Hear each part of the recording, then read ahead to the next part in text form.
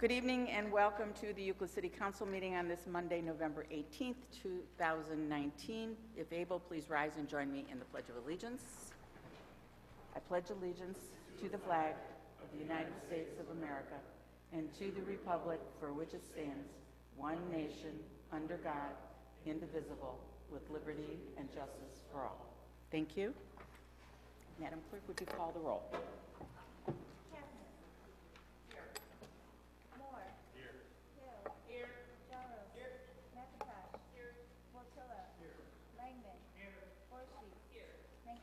Here. Thank you. Communications, Councilwoman Cavanis. Thank you, Madam Chair. Communications, FP Grocery Store, LLC, doing business as FP Mark, 25451 Euclid Avenue, Euclid, Ohio, 41117, and Troy Jones, LLC, 26159 Euclid Avenue, excludes EACLDS, East Units, Euclid, Ohio, 44132. And I will ask Law Director Sweeney to do the first one.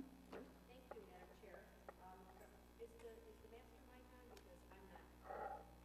Yep. I didn't hear Councilwoman. Okay, wonderful. Now we're on. Thank you. Regarding FP Grocery Store, I did send a letter to Mr. Rahman. Is he here today? So he is here in the audience. If council has any questions regarding his permit app. Sergeant Ariza said there were no issues regarding the applicants, and I believe Councilwoman Hill did talk to Mr. Rahman before, and I would defer to her. Okay. Councilwoman Hill, any questions? No. Any concerns? No, not at this time. Okay. So we will take a motion to have a hearing on this. If you vote yes, there's a hearing. If you vote no, there is not. So I'll take a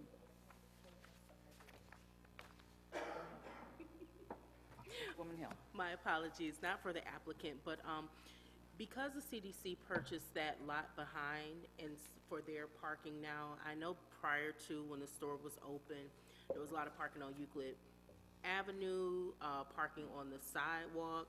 How are we addressing the parking for the store?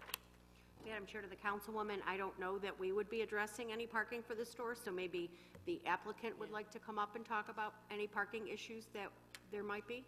Okay. Can we suspend the rules to bring Mr. Rahman up? So moved by Councilwoman Hill, second by Councilman Moore. All in favor? Aye. Mr. Rahman, if you would come to the middle podium here. Is the green light on that microphone? Is the green light on the microphone? It's Oh, yeah. on? Okay. Yeah.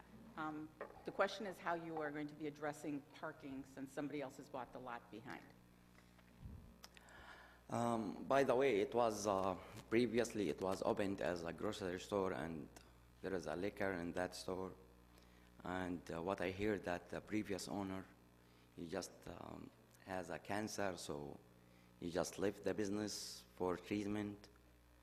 Then I just rent the store again, and I need to open it as a grocery store. I have a parking issue that there is no ramp from the street toward the store. So, and there is a tree, I think there is a tree in the middle of the store. So, is that your question?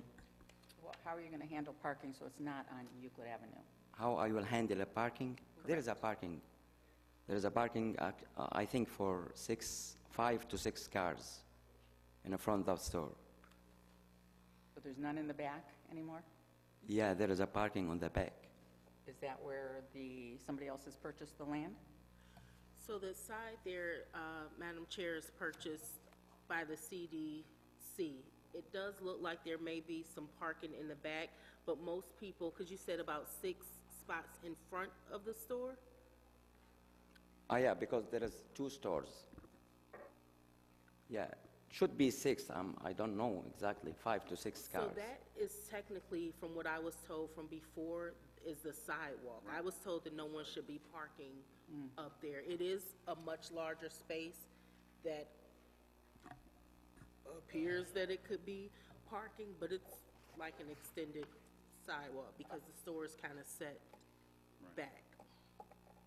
It sounds like we need to have some discussion about parking. Yes. We will separate that from the Yes. liquor license. but I think you need to be talking with the councilwoman after this to talk about the parking situation, I will. okay? I will. But tonight, Madam Chair, Mr. Rahman, I can give you the phone number for Paul Benno, who's our zoning commissioner. He might be able to help you. And maybe you might want to enter into a lease or some type of easement with a neighboring property owner to be able to use some spots should it be busy at any time. Thank Okay. you so much. Okay. I appreciate it. Thank you. thank you. Okay, so back to, we have motion and a second. All wanting a hearing on this liquor license will vote yes. Those who do not, vote no. Madam Clerk, please call the roll. Moore, No. Hill, No. Jaros, No. McIntosh, No. Botilla, No. Langman, No. Gorshi, No. Mancuso, No. Cavanagh. No. Okay, next one, the Floyd Jones on 26159 Euclid Avenue. Thank you, Madam Chair. With this one, it is a stock transfer. There does not appear to be a change of ownership, and in these cases, we tend to not invite the applicants to come to the meeting. Okay, is this also in Ward 3? Yes. Councilwoman, do you have any comment? Okay, so again, motion to hold a hearing. So moved by Councilwoman Hill, second by Councilman Jaros. All in favor? Aye. Madam Clerk, please take the roll. Hill, No. Jaros, No. McIntosh, No. Botilla, No. Langman, No. Gorshi, No. Cavanagh, No. Moore, No. Mancuso. No. Council minutes, we do have council minutes from October 21st, 2019. And with that, Madam Chair, I move to accept the council minutes for October 21st, 2019. we have a second. So moved by Councilman Moore. All in favor? Aye. Thank you. We will now go to administrative reports and communications. Mayor Gale. Good evening, Madam Chair, members of council, and those joining us. If I could have the members of the award-winning Mama Catina's Restaurant join me on the stage, please.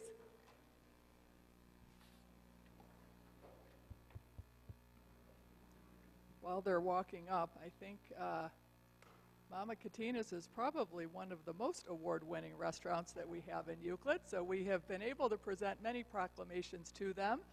This one is exciting, and they did receive this award down at Cleveland City Hall a month or so ago. And so but wanted to make sure we presented them with a proclamation to acknowledge their award here at City Hall. So we appreciate all of the wonderful food and environment that Mama Catina's provides to us, as well as your involvement and commitment to the city of Euclid. So I do have a proclamation on behalf of the city that reads, whereas the city of Euclid congratulates Mama Catina Vino e Cucina for being named the Italian-American Heritage Business of the Year for 2019 in Cuyahoga County. Mama Catina's opened in Euclid in May of 1989.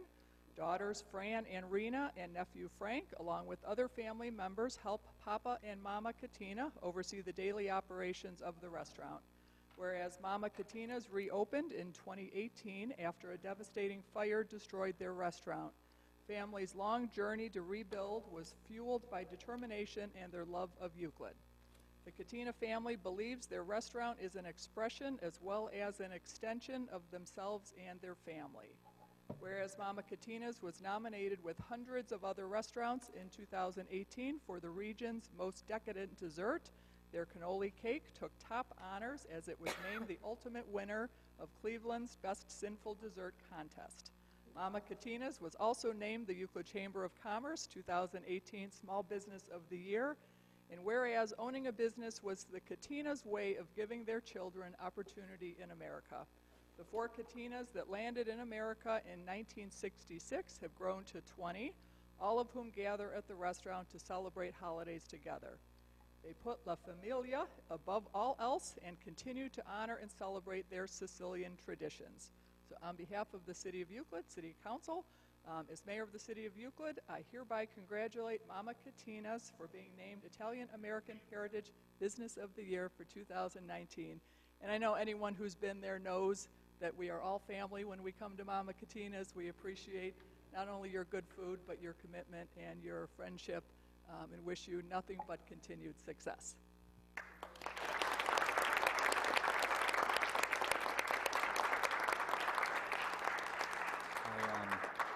I really appreciate it. Thank you. But you know, I know that Fran's probably watching right now. So there's something I'd like to do if you all are not opposed. We do this thing at the restaurant. Could you hold that for me? We take like the biggest selfies that we can.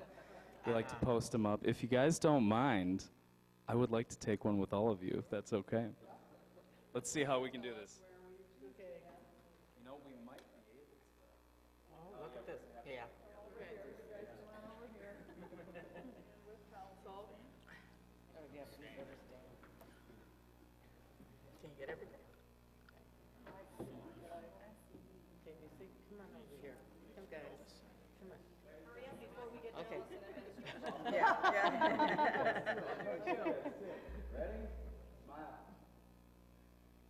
All right, now over here. Ah, see? All right. That's right.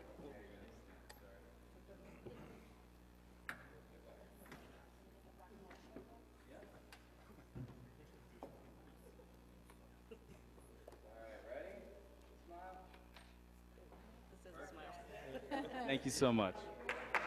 Thank you to Mama and Papa. Please extend our best wishes to them as well. Thank you very much. Thank you.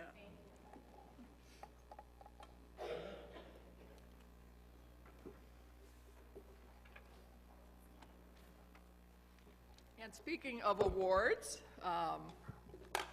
we have this lovely award right here that the City of Euclid, our Waterfront Improvements Project, received last week at the Vibrant Neo Champion Awards. Vibrant Neo was a plan that was put together over a number of years, funded, I believe, through the federal government, and it was a multi-county planning process around sustainability and how do we grow our region. And so we were one of the projects nominated and awarded this wonderful Vibrant Neo award for our waterfront improvements plan. So I do want to acknowledge, and we couldn't do it without council and the hard work of our Planning and Development Department, Director Holliday, and of course Allison Lucasy-Love, who we continue to work hard to make sure this project gets completed in its totality. But wanted to make sure, I think we all should be proud of this. And everyone's really excited to watch the progress, and a lot of people watching Euclid to see what's happening with that project. So I wanted to share that award as well. I want to thank the Joint Veterans Association and the American Legion for putting on our Veterans Day program last week. Thank the members of council who were able to join us, as well as the community members. It is always a great way to honor those who served and continue to serve. And just a reminder, we have started again the banner program, the Veterans Hometown Hero Banner Program. So if you know of a veteran, armed service member, the application is, information about the application is available on our City of Euclid website and through the many joint veterans associations. Also wanted to thank Kiwanis of Greater Euclid, who hosted a soup bowl project yesterday at Shore. The proceeds go to the Hunger Center, so it was great to see number of members of the community out to support the Kiwanis and that effort of our Hunger Center. And speaking of supporting the Hunger Center, I want to thank Director Kelly Sweeney, who hosted a chili cook-off here in City Hall, and the members of the Euclid employees and council who submitted chili. We raised money through that and a number of dress-down days here at City Hall, nearly $500 that was donated to the Hunger Center as well. And so I want to thank everyone that participated. Adam Reichman of the Fire Department was number 1, Director Sweeney was number 2, and Councilman Moore was number 3. So it was, appreciate everyone who took time to participate in that.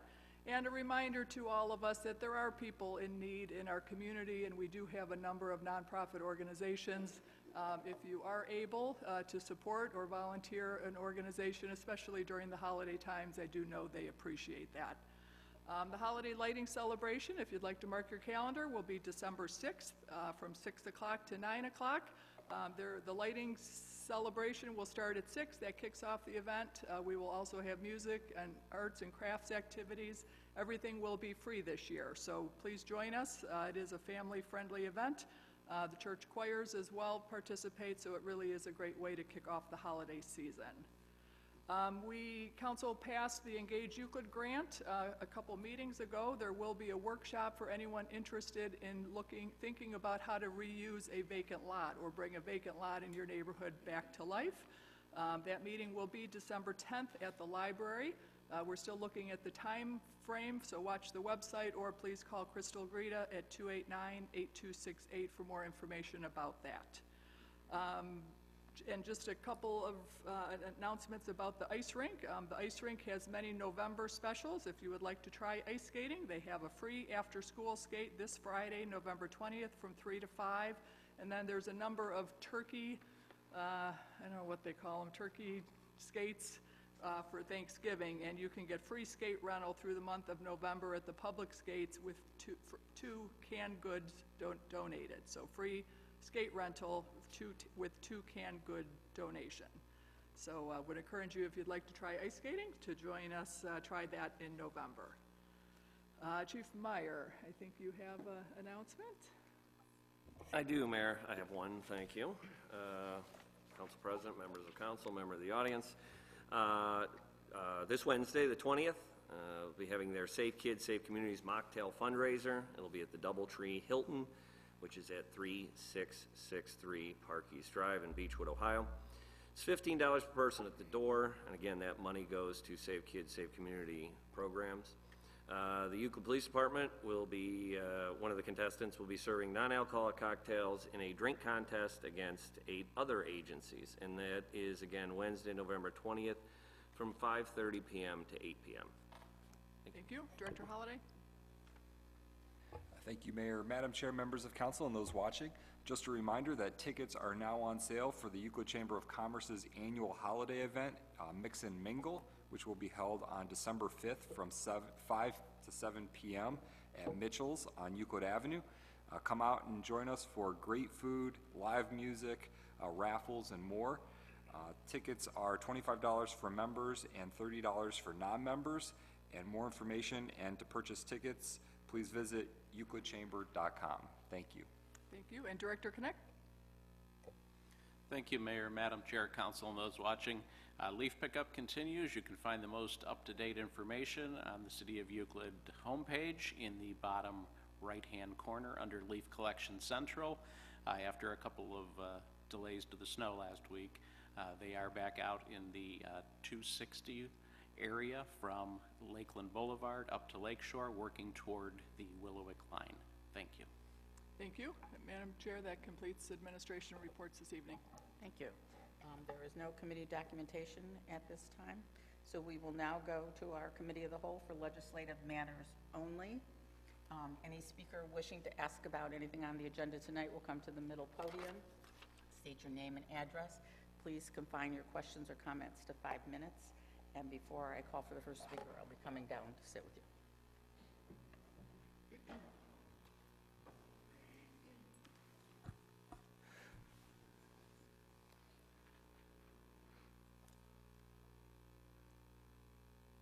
My name's Lou Milner, 19711 Edgecliff Drive. And I just have a question. I'm wondering, the first item, legislative item dealing with Celebration Village, there were 2 on the agenda at the last meeting. One was sent back to committee. And I'm wondering, is this sale of the property going to be linked with that other piece so that one doesn't happen without the other? I just noticed that it's still on the agenda. Thank you.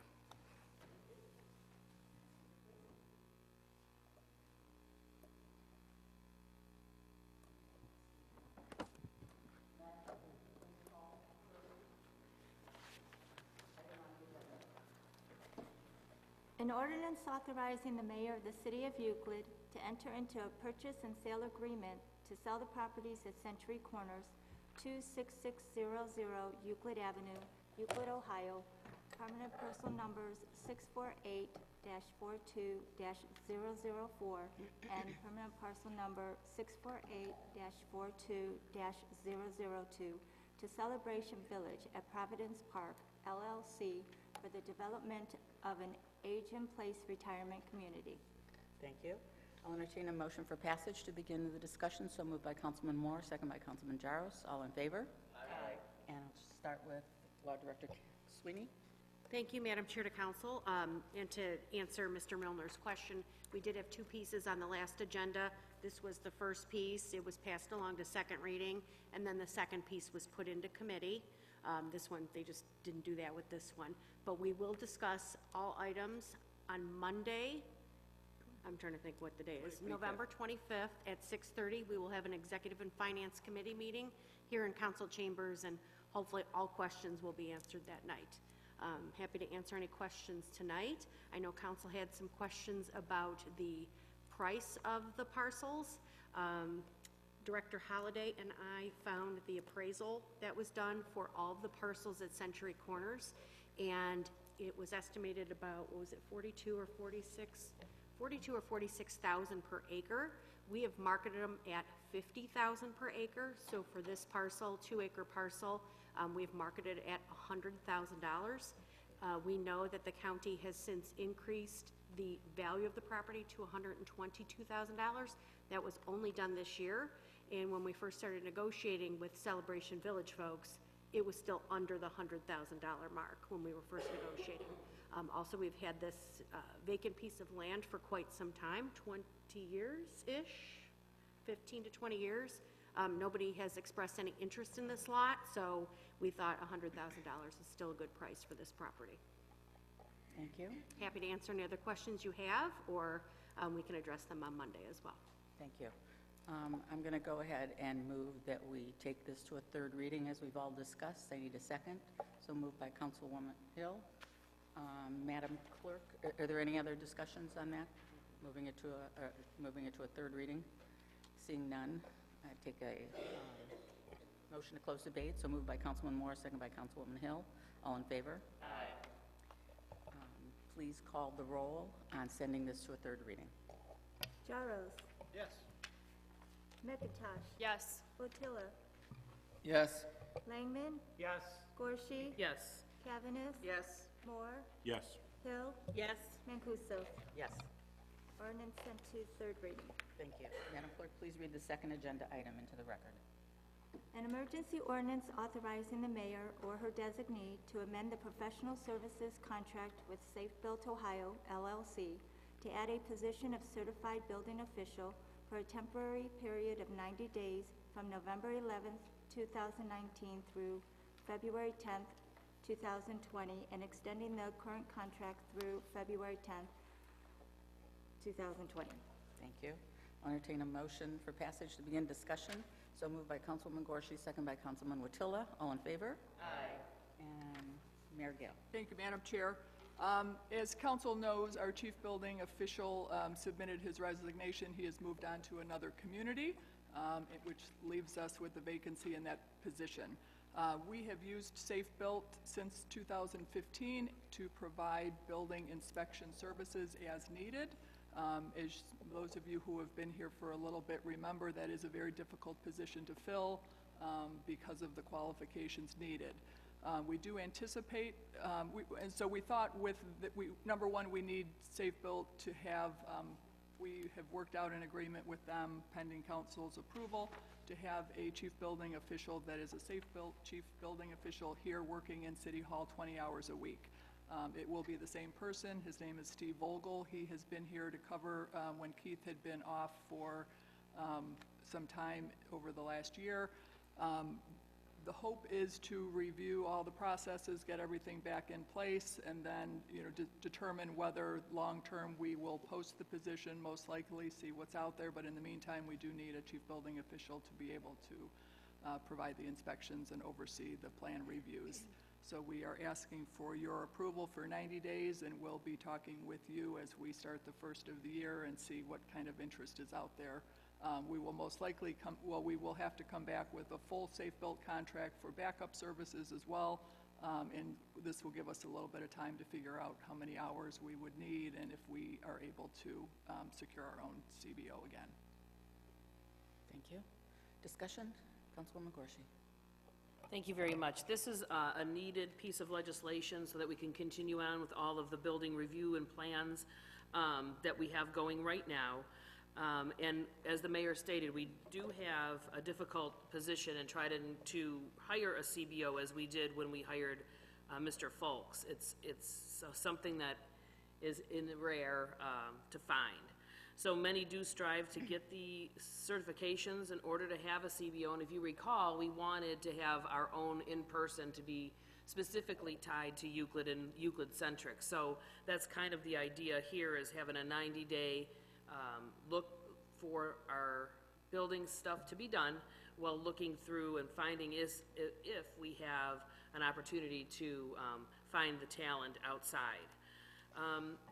Mayor, during our conversation on Friday, we talked about many different things. Were you able to see if there's any permits or certifications that our housing staff has now that may get them there eventually? We talked about a succession plan and growing our own talent in-house. Did you find out about?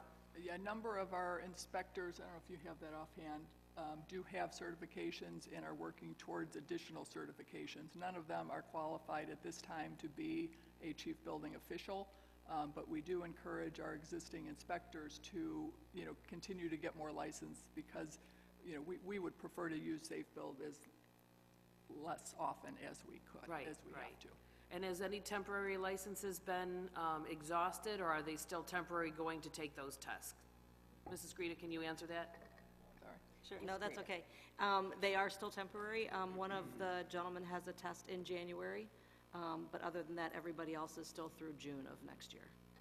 Okay, thank you very much. I definitely am supporting this and putting my name on this, because we want to continue with the good work of having a certified building official on staff. Thank you. Thank you. Councilman Lang. Thank you, Madam Chair. To the administration, are there any plans that are pending the hiring of Safe Built at this point? You mean renovation and new construction plans? All of it? Yeah, yes, there's plans that come in every day that need to be reviewed. Okay, I'm specifically concerned about North Point. There's beginning to work, and we all know the complex needs extensive work. I believe the first project on the agenda is the parking garage. So my only concern is that if we go 90 days and we do something else, you don't have that consistency as you're reviewing these major plans. So I hope that the administration is trying to make the transition as smooth as possible. Absolutely. Yeah, and we have used Safe Build in the past, even when we had a chief building official. Safe Build had performed as our backup. And so, when times that Mr. Folks was on vacation and there was some health issues that took him out for a little while, they do step in and they stay up to date on what's happening. And so we've had the opportunity to use them. We have a plans examiner that reviews, additionally, reviews new construction plans, renovation plans that are required to have plan review. That person will continue to be the same person. So Okay, the staff, we have, 2 building clerks that continue to be here and keep things moving. And so Safe Build has, I don't think, they really have been good and not staying on top of all the projects as needed. So I don't expect any. 90 days is not very long, so I would expect we're going to be back with a contract for Safe Build for the year that addresses, probably with more flexibility, about how many hours we would need until we are able to find a chief building official. So are any plans pending now, as was said at the beginning, or have we been able to just manage through the transition? In other words, what I'm asking is that, are there any plans pending this contract, or are we kind of managing it until we actually approve this formal contract? No, we had the ability to use him as backup. So we now have this as a more formal, so he has been here for the last week working through the process. So, for example, I don't know. But we wanted, because it's a 20-hour contract, that's different. So, temporarily, we had the ability to use him. We wanted to make sure we, went through this the right way and got council approval for the full, 20 hours a week for that 90-day period. But yes, he has been here and has been reviewing plans and getting caught up on some that were. Okay, that's good, because obviously, I'm most concerned about North Point. We know the condition of the building, and it's nice to see some activity starting to happen over there. Thank you, Madam Chair. Any other discussion? Seeing none, I'll entertain a motion to close debate. So moved by Councilwoman Gorsuch, second by Councilman Langman. All in favor? Aye. I'll entertain a motion to suspend the rules to forego the second and third reading. So moved by Councilwoman Gorsuch, second by Councilman Moore. All in favor? Aye. Any opposed? Seeing none, Madam Clerk, would you please call the roll on the merits of the ordinance? McIntosh. Yes. Botilla. Yes. Langman. Yes. Gorshi. Yes. Cavaness. Yes. Moore. Yes. Hill. Yes. Jaros. Yes. Mancuso. Yes. Ordinance passes. Thank you. Would you please read the third agenda item into the record? An emergency ordinance amending ordinance 31-2019, which makes the annual appropriation for all expenditures for the city of Euclid for the period ending December 31st, 2019. Thank you. I'll entertain a motion for passage to begin discussion. So moved by Councilwoman McIntosh, second by Councilman Watilla. All in favor? Aye. Director Smith? Thank you, Madam Chair, to Council. This is the first piece of three pieces of legislation you'll see over the next few months, or next few council meetings. This piece of legislation amends the original budget from 2019. This is the third amendment of that piece of legislation. There are a few things there's 10 amendments to this. Like I said, we'll see a temporary appropriation measure at the next council meeting, and then probably one more budget amendment at the last council meeting just to clean up some loose ends on this one. So I'll go through the 10 amendments to this appropriation. The first one to the general fund, there's 8 to the general fund. The first one being a $7,800 increase to the fire line item, personnel line item. And this is a contractual obligation that the city has for tuition reimbursement for the firefighters. The second is a medical cost increase of $325 to the fire admin line. This is just a calculation. We needed a few more dollars in the medical line item to cover the cost for 2019. The third is a $3,600 increase to the planning and zoning line item, and what this was is a calculation. During the original budget, the software did not pick up the pension for the commissioners in that department, so unfortunately there was nothing budgeted for their PERS.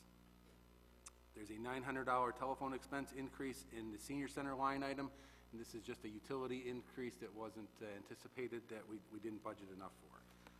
There's a $4,300 increase to vehicle repairs in the motor maintenance line item, and this is just due to extensive breakdowns of the current fleet and repairs that have been needed to be made, including some to the fire department.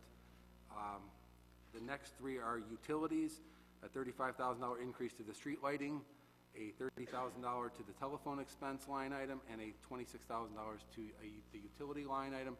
This is just due to increase in utility costs that were underestimated in 2019. The last two are to the wastewater funds. The first one is a $17 million increase to the wastewater treatment line fund. This is due to the wastewater project that's going on right now. This is simply a pass-through from OPWC and OWDA to account for the loans that have been paid out. The OPWC and OWDA pays the contractor directly. However, we need to account for those transactions on our general ledger. The $2.5 million increase to water line improvement is the same thing as the wastewater. It's just to account for the transactions that OPWC and OWDA are paying out to the contractors for the wastewater treatment program. Thank you. Discussion? Councilwoman Hill. Thank you, Madam Chair. I just have one question to Director Smith. You said for the motor maintenance, 4,300. Did you mean 43,000? I meant 43,000. Okay. Sorry. Thank you. Any other discussion? Seeing none, I'll entertain a motion to close debate. So moved by Councilwoman Hill, second by Councilman Jaros. All in favor? Aye. I'll entertain a motion to suspend the rules to forego the second and third reading. So moved by Councilwoman Cavaness, second by Councilman Moore. All in favor? Aye. Any opposed? Seeing none, Madam Clerk, would you please call the roll on the merits of the ordinance? Botilla. Yes. Langman. Yes. Gorshi. Yes. Cavaness. Yes. Moore. Yes. Hill. Yes. Jaros. Yes. McIntosh. Yes. Mancuso. Yes. Ordinance passes. Thank you. We've now completed the legislative portion of the agenda, and we will have our second committee of the floor for matters that are for the good of the city. All speakers again will come to the middle podium. Please give us your first, or you will speak first and give us your first and last name, your address, and please keep your comments to 5 minutes. And the mayor and I will be joining you down there.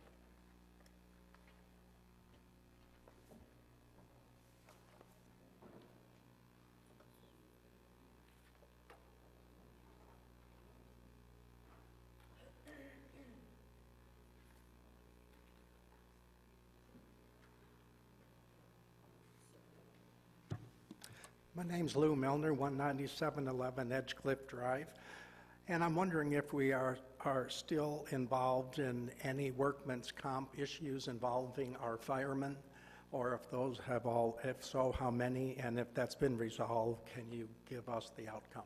Thank you. Director Sweeney, do you want to, workers' comp for the firemen? I'm sorry, but we don't comment on, there's a hearing, I think, December 10th, but other than that, we don't comment on the pending litigation. Correct. Mm-hmm.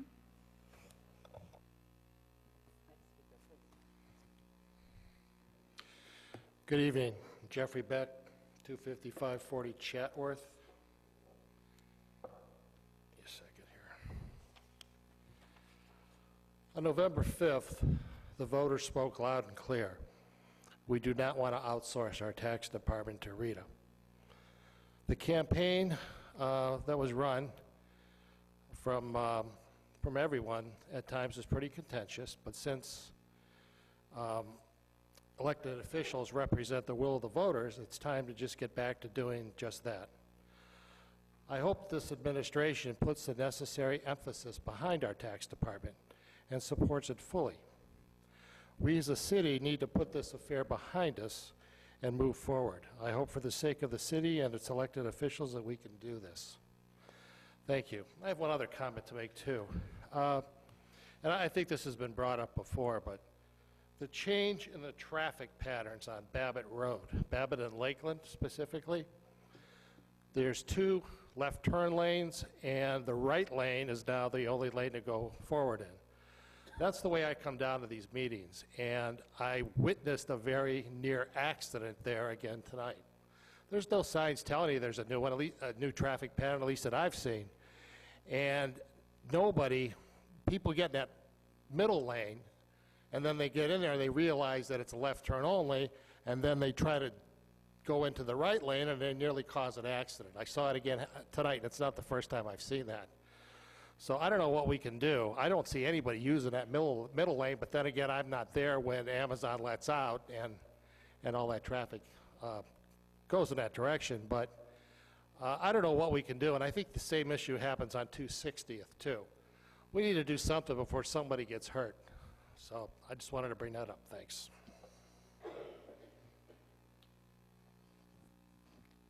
Director Connect, did you want to comment on that? I know that it is a county project.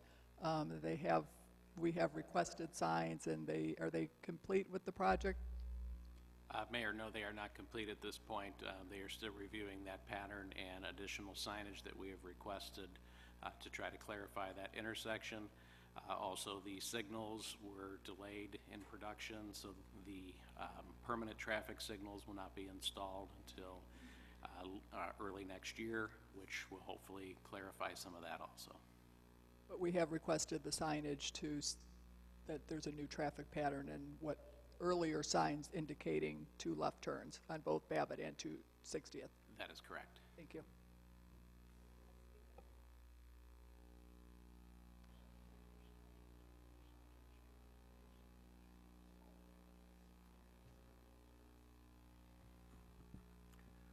Victor Goodman, Glenross Lane.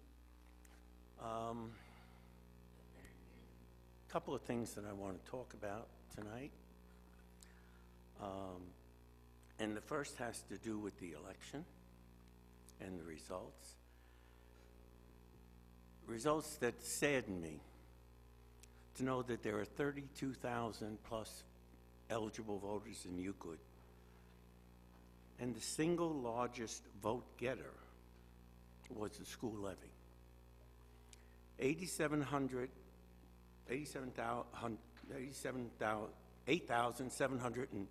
45 total people voted. That was the most on any issue. It's interesting to me that less than 100 of those people decided to vote for the mayor. They were there, but they decided not to vote for a mayor. And 200 of those people decided not to vote for Rita. So it is fascinating to me that the greatest right of America is to vote, and nobody really takes the time to do it, and that's sad. But I want to go over and I want to congratulate the winners and feel bad for the losers, but I want to make a point. I hope it does not offend. Mayor, you won by a landslide. There's no doubt of that, okay? Almost 4,000 more voters. But I want to point out something. It wasn't a mandate, because the mandate was Rita. Of the 8,600 people that voted in the mayor's race, 8,400 voted in the Rita issue, and over 3,000 voted, over 5,300 voted against Rita. That was the mandate, which says, we want you as our mayor, but you must listen to the people. And I hope that there'll be no reoccurrence of Rita, because never again will this city allow any public official to overturn a public vote. So I just hope that this will be an open, a real open new administration, and that just like in Shaker Heights, if you've been following the news lately, just a few people stopped right now, temporarily, but stopped the closing of Shaker Square, because there's an old adage which this city forgot and members of council forgot. You don't poke the bear. Once you wake up a sleeping bear, they never go back. And Euclid, again, just as many years ago, when even the council president was involved in it, the city united people who never meet, who didn't even know each other, to fight certain other issues. I hope that the lesson of this election is the people will be listened to. Please listen. They may not agree with you, but please listen, because we don't need a city torn apart. And not listening to the people and only listening to 9 members of council does not put the city together. So even though some members of city council said, I will do what I think is right, that's not what you were elected for. You were elected to do what the people who voted for you asked you to do. And if that's one more than the majority, then you have to go with the people. Now my time is almost up. The last thing I want to state is that this is not working. Last time I came up and asked specific questions, supposedly you're writing them down, and I had this discussion with the council president afterwards. Not one of my questions was addressed, answered, or was I given the common courtesy to say we can't answer that now. So that means no matter what you write, it doesn't matter if you go up there and there's silence after that. That annoys me, that upsets me, and I will speak against it. This is not working. Evidently, you're listening, but you're not hearing. Thank you. I will respond to that because I did talk with Mr. Goodman afterwards, and I did tell him that we were having an ENF meeting and the questions he was asking were better addressed by the developer.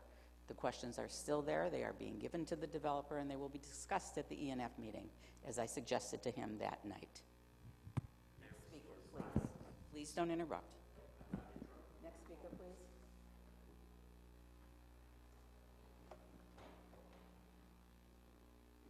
Marcus Epps, 25580 Tungsten Road. My question is just quick. If you could, and please, hopefully the response to this is not that you don't know at the time, because obviously it's been a long ordeal. since going back to this time last year and discussions about Rita. I would just like to know offhand, even if it's just something simple, what is the direction in which you're intending to go to with the tax department? Now that the voters have said no to Rita, is there a plan to go another route outside of our current tax department, or have you explored some options for actually strengthening their ability? If someone could answer that question as to the direction in which you intend to go or what you're looking at. A question was asked to the finance director in executive session tonight about, the budget for the tax department. It was said that they have not been included or their budget has not been accepted or received. What's the plans, the initial plans moving forward for our tax department? Thank you. We are considering our options. We we've just begun internal budget discussions, so the tax department will be part of that as we put that together and then present it to council in early January. So, of what we do with them. Do we continue as is? Do we look, what does it take to strengthen them? What does, if we were to go to online, what does that cost? We need to look at all those options. Madam Chair, can I speak up on one thing? I just want to make a correction. Mr. Epps said this was discussed in executive session that was before this. It was not executive session, it was a work session. I just want to make sure that that word is clarified. Thank you. Thank you. Next speaker, please. Seeing none, we will now go to Councilman's comments, and I believe Councilwoman Gorshi is first. Thank you, Madam Chair. I do want to also thank the Joint Veterans Organizations for the Veterans Day services held here in City Hall. It was very well attended and enjoyed by all. We had the high school chorale sing, and it was just beautiful. So thank you for that, another enjoyable program. What else? Yes, so people are talking about Rita. So Rita was on the ballot, as everyone I'm sure remembers, that mostly our city does not want to outsource our tax department. So my suggestion is, while we're going through the budgetary process, that we make sure that they're budgeted fairly, that perhaps we find out what it would cost for ACH, what it would cost for online, and then what are we doing, maybe Director Smith, you can answer this, what are we doing with the MITS external hard drive that we had the sunset on their contract and that all of that data is there?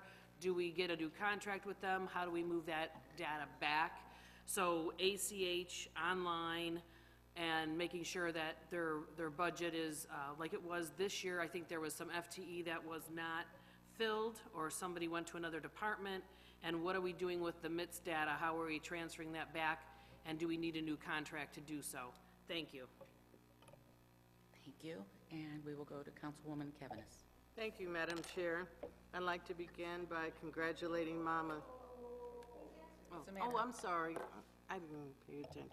I didn't either. Did you want him to answer you now, or I took it more as a comment. I'm sorry. I'm sorry, Director Smith. I thought you wanted him, those were things you wanted him to look at. Did you want him to respond now? I would like a response now. Thank you. I thought you just gave him things to look at. Things to look at for the budget, but then asking about MITS. Okay. Director Smith. Madam Chair, the Councilwoman. Sorry, so the MITS, the data that was given to us by MITS is on a hard drive in my office. They still have the data, it's just a copy of what they're using. So there's no cost in getting rid of that hard drive or that data, and it doesn't have to be transferred back to the company. They already have it. Did we not have a sunset on that contract with them, or canceled the contract we All had? the contract, It's still in place? The contract was just a purchase order in order to get the data. And then there was a second and a third download. We received the first download. They still have the data on there, and it's just a copy of it. All right, so we don't have a contract saying from this date to this date, you are our municipal income tax service? I thought that there was a contract. That's a separate contract from the data download that we had for Rita. Okay. So they're two separate contracts. All right. The data isn't a contract, it's just a purchase order. All right, so are you returning that data or getting rid of that data somehow so it's safe? We'll discuss that. With the mayor, right now I do have the data in like I said, the hard drive in my office. Okay, I'll be asking this through the budget hearings then. Thank you very much. Now, Councilwoman Cavanagh. And my apologies to my colleague. I really am very sorry for that. I will begin by congratulating Mama Catina's. Delicious food. I know I've been there several times, and well-deserved recognition. And also to the Joint Veterans Association. It was a very respectful dedication to those who have served our country well over the decades. I really, truly appreciated the chorale from the high school as well. Beautiful voices. I'd also like to thank the Citizens Police Academy. My daughter Lana graduated recently from the 36th class of the Citizens Police Academy, and I was actually allowed to sit in on about 5 of them. I chose not to attend this time because they were on Wednesdays. You know, our Wednesdays are reserved for committees, so when I did have time to sneak in, I was able to, and it really actually was a great education for me as well. I know it was for her, but it was for me because I learned the backstories sometimes of why things happened, and you actually can experience the fact that our officers, male and female, are human beings. A lot of times we think of them as robots, I think, and that they actually do have feelings. They're actually moms, dads, brothers, sisters, aunts, uncles, you know, and they want to go home at night just like everyone else after they've done their jobs. So, but it was really a great experience, and hopefully in the spring, I understand from Lieutenant Hauser that they may switch the day to Tuesdays. So that would allow a lot of us, if we have not attended yet, to join in. So I appreciate that, and I just wanted to acknowledge that. And lastly, in this, Madam Chair, this is directed to Director Connect. And Director Connect knows about the semis on Glenridge. I want to thank you, first of all, for posting the sign, no semis on Glenridge at Rochling. Rochling is a company that is located in South Euclid on Glenridge, and I know that they're having some construction there. And I thought that some of the semis were coming from there, but I think they're coming from other places as well. I've spoken with the manager at Rochling a couple of times, and they actually have posted 2 signs, one directing their trucks to the back of their building, and another one, no trucks beyond this particular point, which would keep them from traveling onto Glenridge, because the problem is that when they get on Glenridge, they end up going down Grand Boulevard, and I know that Grand Boulevard is very delicate at this point, and it's very hard for these semis to maneuver the curves and everything. But my question then is, though, because I know I've gotten a call from Mrs. Goodman, because she's out there quite often, and she is taking actually a picture of one semi trying to maneuver going down Grand. My question then is, can that sign be posted closer to the South Euclid line, or is it already at the South Euclid line, Director? Director Connect. Madam Chair, to the Councilwoman, we put it close to the South Euclid line. If we think we need a sign in South Euclid, that's something we'll have to discuss with South Euclid. Okay, and one other thing, I'm thinking that this traffic is also because of the Highland Road closure right now, too. We also have a number of them coming up Upper Valley and then turning onto Glenridge, making a right on Glenridge. Do you think it might be possible to put a sign there, or is that too much, is that sign pollution at some point in time? No, a sign can be put there. Pardon me? A sign can be put there. Okay, at the base of Upper Valley? Yes. To prevent them from, yeah. I'm using the phrase that Chief Meyer uses quite often. So, yeah, I was wondering if we could do that, and that would prevent them from coming up Upper Valley and making that turn as well. Thank you, sir. I appreciate it. And thank you to everyone who's come out tonight, and have a good evening. Thank you. Councilman Moore. Thank you, Madam Chair. I do have one question for the administration in regards to an item on Safe Build. I apologize for not asking it earlier. I just actually thought about it. With the resignation of our former chief building inspector official, who now will be taking the personnel or management responsibilities of the persons in that department? Mayor Gale? Thank you. The building and housing report to the mayor's office, but Jim Cuarty, who's the housing coordinator, is really kind of overseeing all the clerks and inspectors, and then Ms. Greta helps as well. Okay, thank you. And then my comment. Recently on Miller Avenue, I had a resident who was alerted to some issues in regards to a suspected drug house. That resident reported the information to the police, but she also noticed that there was a utility vehicle that was stopped at this suspected drug house. The utility company was contacted. The driver was questioned. He subsequently admitted to having a drug issue, and he was basically, soliciting at the drug house. So for all the residents out there, I just want you all to know that you are very important to us. You're very important to the police. So if you see something, say something, no matter how small it might be. If you don't tell us or the police, they don't know. You can never assume that they know everything that's going on. So thank you very much to my resident on Miller that I will remain nameless. But thank you for your efforts because, that took care of a problem there. So for anybody else out there who has, some possible issues on their street, please be aware, please call the police, and they will take care of it. And lastly, I just want to say that, we often talk about us doing due diligence. This past week on Wednesday, I had the opportunity to fly out to Atlanta to take a look at Celebration Village in Forsyth, Georgia. My wife was going to be in Atlanta on some business, so I tagged along. Had a good 2-hour conversation and a tour of the facility that they had there, and they were very forthcoming with answers, and it was a beautiful place. The one question that I had was about 2 and 3 bedrooms. It often came up, if you're retired, why do you need a 2-bedroom or 3-bedroom unit? It turns out for 2 reasons. One, I have a young lady that I know who's removing her parents from a 5,000 square foot house into what would have been an 800 square foot unit, which was 1 bedroom. So for people who are coming from larger spaces to smaller spaces, a 2-bedroom is more amenable to them. It also turns out that after a certain age, some persons don't like to sleep together. I'm not of that age, so I didn't know that. But apparently that is Too much information. I didn't say, I said sleep. Sleep, as in go to sleep, okay. So I am not of that age, so I did not know, but it turns out a larger population of our elderly do not sleep in the same bedroom.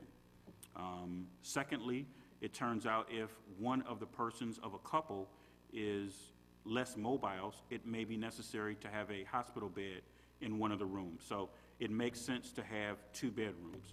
Also, it was told to me that many times they use the 2nd bedroom as an office or a craft room, or, they just have more space. And then thirdly, when it comes to a 3-bedroom, in the facility that I looked at, the 3 bedrooms were set up so that the 3rd bedroom was what they call a caregiver suite. In that suite, it had a small refrigerator, a sink, a bed, and a couch, so that if there is a full-time caregiver with that couple, they would have a place that's private that they could stay at. Also, if they did have family coming in for a visit, they would have their own space. So I was very impressed by the team that I met with in Georgia, and I just want to say I'm looking forward to possibly them coming here. So with that, I'll say good night. Thank you. Thank you. Councilwoman Hill. Thank you, Madam Chair. Just want to wish everyone a happy Thanksgiving, reminding you that if you do not have anyone to celebrate with, if you are in need, alone, or just want to get out and meet the community, please come to Imani Church main campus located at 1505 East 260th Street. They will be having their annual Thanksgiving Day meal. It is a home-cooked, right there on site meal. It starts at noon, 12 noon, and lasts till 3 o'clock. Also, if you are in need of a ride to that meal, they will come and pick you up as long as you live within the Euclid, within the city of Euclid, of course. Give the church office a call at area code 216-732-8204. Or if you do not want to come out, but you are still in need of a meal, if you call that same number, 216-732-8204, they will deliver a meal to you. So please take advantage of that. It is a wonderful way just to meet people within the community. And you see a lot of different people. People come from all over to volunteer, even outside of church members. Also, for Ward 3 residents, NRS is having their annual 100 turkey giveaway. So feel free to give me a call or text at 216-609-4609, or you can email me at thill@cityofeuclid.com to be entered into a raffle to win one of the 100 turkeys if you are in need. And then lastly, I just want to remind everyone that the 2020 census is coming up. Please make sure that you are counted. A lot of the resources and grant funds and dollars that we get is based upon how many people are being reported living in an area. And so I know a lot of people don't want to open their door. They don't want to say how many people is living in their homes, but it is very important for you to participate in the census. And this Wednesday at the library, they are actually having a breakfast to talk about the importance of the census and talk about those dollars. It is going to be at 8:30 a.m. Wednesday, November 20th. You do have to register, so please call and do so at 216-261-5300, extension 5100. With all that is going on in the world, in our state, in our city, on your street, it is an awesome time to just be thankful. So remind yourself of those things that you are thankful for, and share a little bit of that love this holiday season. And with that, I'll say good night. Thank you. Councilman Giles. Thank you, Madam Chair. No comments this evening. Thank you. Councilwoman McIntosh. Thank you, Madam Chair. Thanks to everyone who's joining and watching this evening. I also want to send congratulations to Mama Catinas for their well-deserved award and awards that they continue to get. I also want to thank everyone who joined the Kiwanis Club Soup Bowl event on Sunday. It was a great turnout, better than we expected, and we raised a lot of money for the Hunger Center, which we're all very proud of. Kiwanis is also having a hat and mitten drive. Donations can be made at the holiday lighting, so there's going to be boxes set up around the holiday lighting and various businesses, and you can grab a few hats, gloves, scarves for those who need them, deposit those in the boxes, and they'll go to folks who need them. So with that, I will say goodnight. Thank you. Thank you. Councilman Rotilla. Thank you, Madam Chair. On the topic of the Celebration Village, do we have an idea, Law Director Sweeney, when the two other pieces of legislation might be available? Director Sweeney?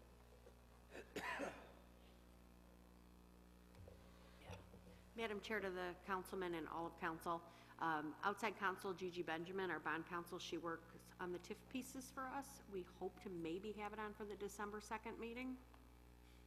Okay. And another piece, I'm not aware of any other piece. Development agreement? Yeah, we don't have that quite ready yet. So that might follow, because we had talked last time about, do we adopt all four at one time? It sounds like maybe that one would linger, and we'd probably do the other three at the same time? Correct. Okay.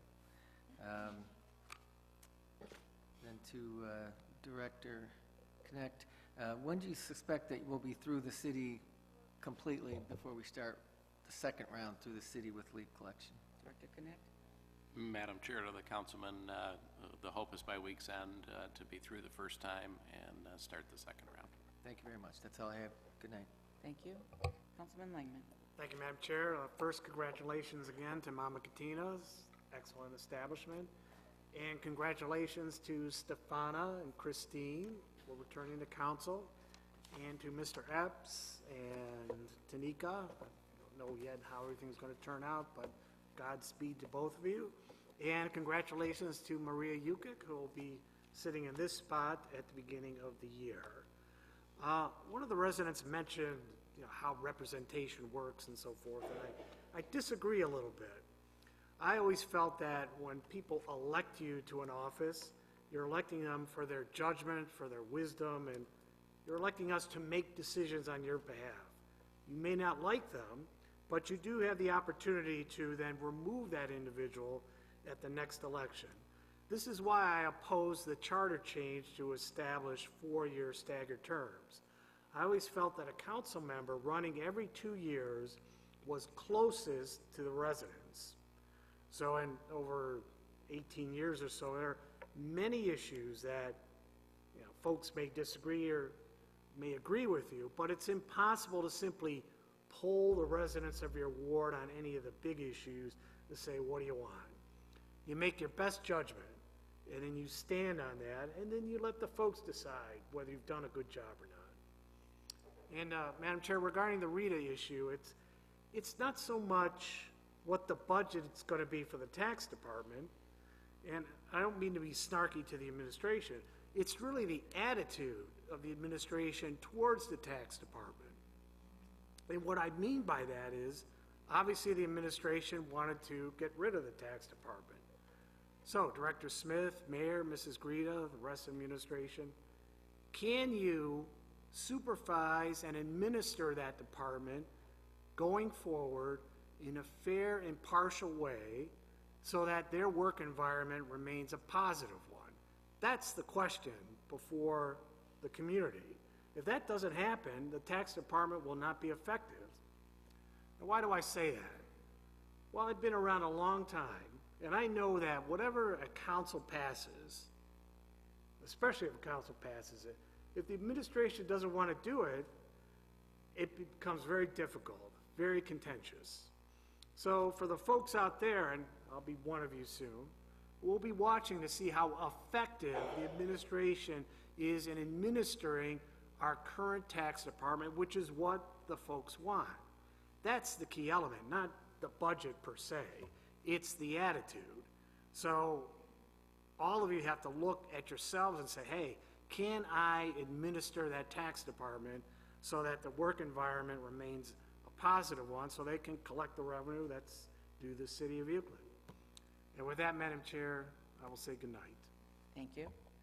And I will announce for the second time tonight that on next Monday, 11/25 at 6:30, we will have an Executive and Finance Committee meeting.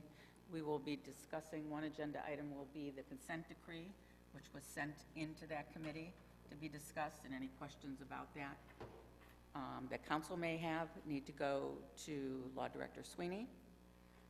And I'm also going to put the second agenda item on that just the questions period that may come out from now till next Monday, or that you may have asked Director Sweeney already about the sale of the properties.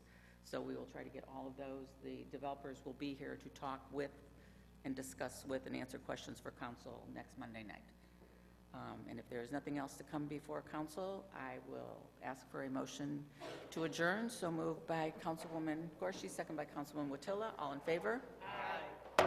We are adjourned.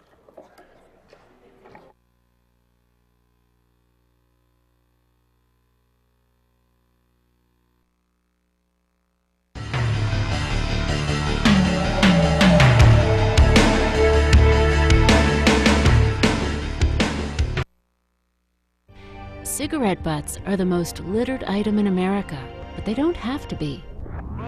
The Keep America Beautiful Cigarette Litter Prevention Program cuts cigarette litter in half. Learn more at Prevent Cigarette Litter.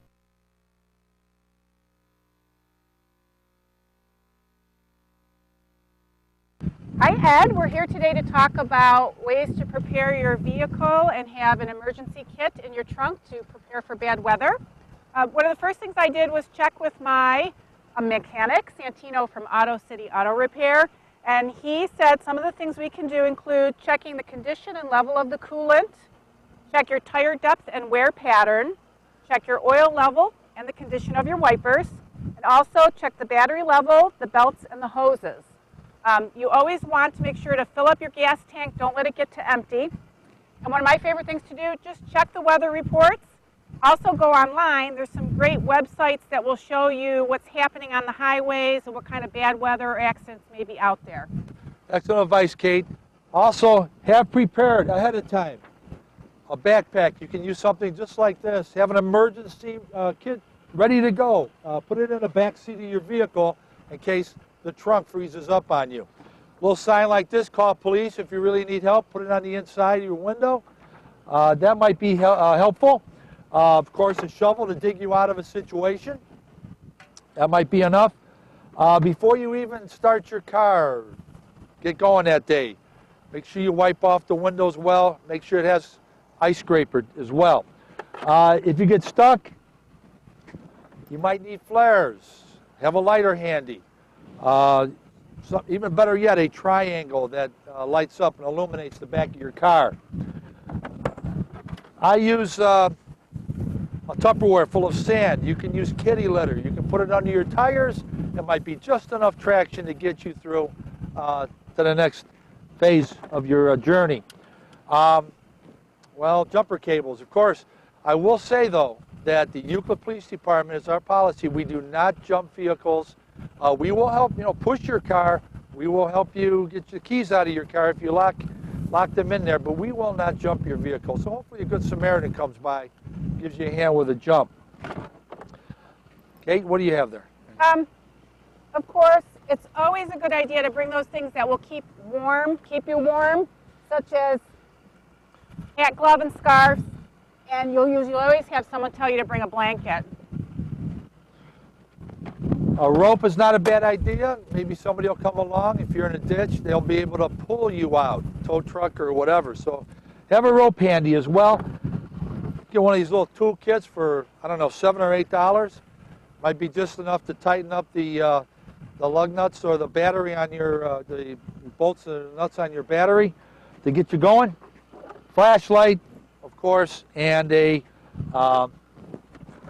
cell phone charger. Have that as well, so you can make that important call if you need to. That's it. Be safe out there. For Ed Bonchek, I'm Kate McLaughlin, and this has been Educate, Euclid Police Department's crime prevention.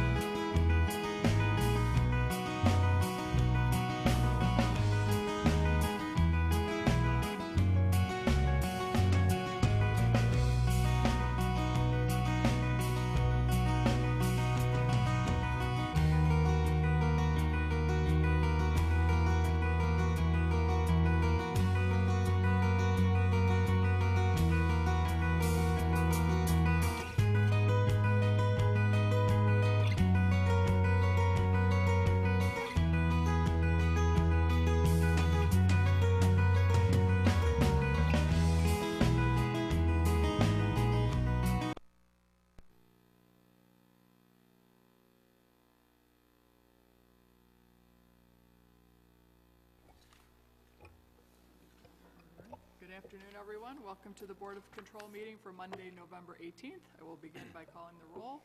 Assistant Director Finati. Here. Director Smith. Here. Director Sweeney. Here. Director Holliday. Here. Councilman Moore. Here. And motion to excuse Director Stevens by Director Finati, second by Director Smith. All in favor? Aye. Thank you. You should have received the minutes from the November 11th meeting. Were there any questions or corrections? Seeing none, motion to approve by Director Holliday, second by Director Sweeney. All in favor? Aye. Thank you. And requisitions, please. Thank you, Mayor. The first requisition is from Placemark Collaborative LLC in the amount of $81,500 from the other grants fund, and I so move. Second. Director Holliday? Thank you. Placemark is being hired to provide professional services to help research, draft, and with our approval, submit the HUD 5-year plan on behalf of the Cuyahoga Home Consortium. Placemark was selected as the lowest and best bidder among 2 bids that we received, and 100% of this amount will be reimbursed to the City of Euclid by Cuyahoga County in accordance with the terms of our memorandum of understanding with them. Thank you. Are there any questions? Seeing none, all in favor? Aye. Thank you.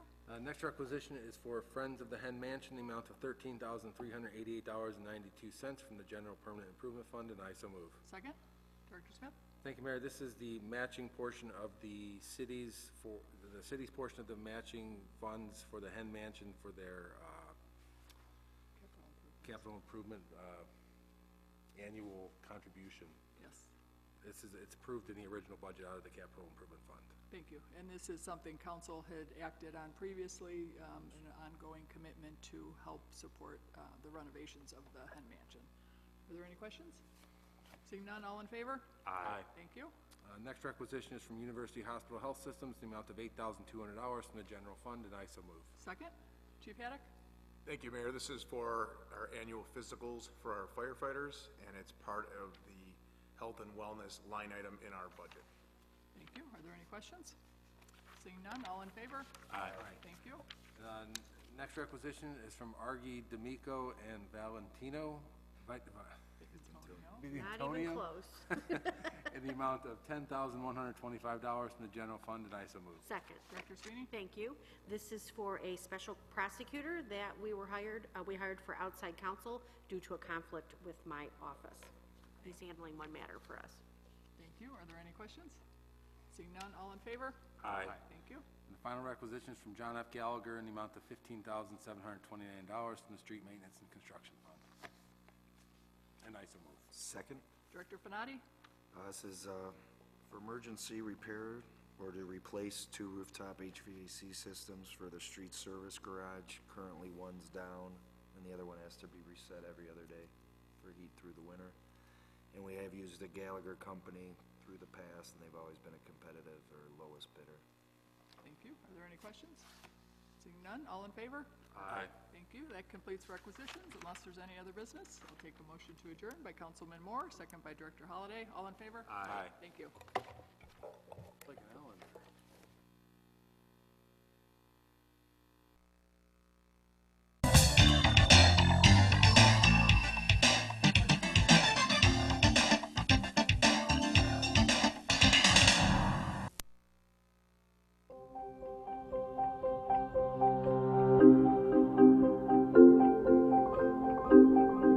When I was growing up, I looked at a police officer and I see him and I'm like, oh, that's the police. I was always taught that, they're there to help you.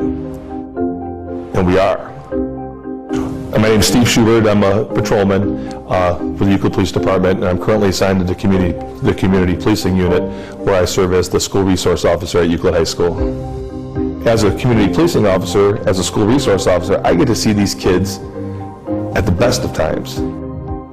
I like that our police department is open to engaging with our students. So when they're on duty and they're called for an event, they come in, they're positive, they talk with our students, they respond well when we need them for security reasons, but also socially with our kids, which is really nice because some of our kids don't have that influence. We're serving youth in our community. We talk about anything from leadership to just grades and being a good citizen. HELP is a nonprofit agency that serves individuals with intellectual and developmental disabilities.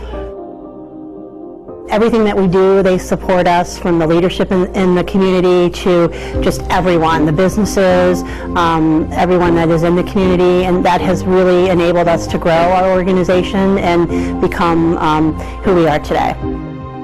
It makes everything so much more worthwhile.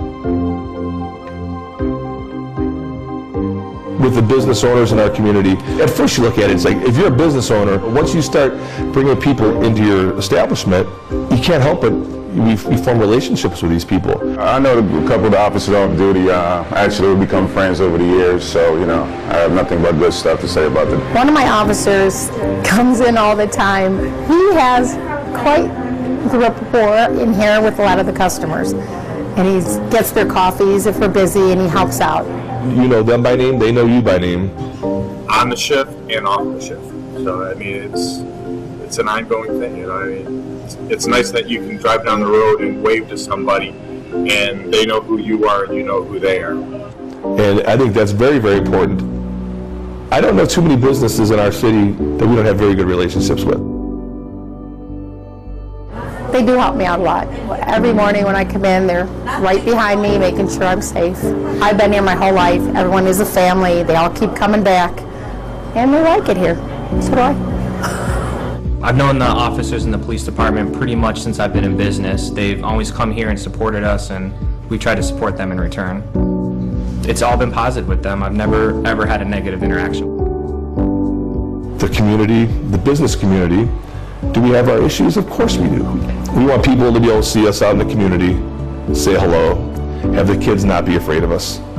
To the world, I would say, just let's be Irish, you know. It's me and being happy, different people, different food, different cultures. Let's all come together and enjoy life.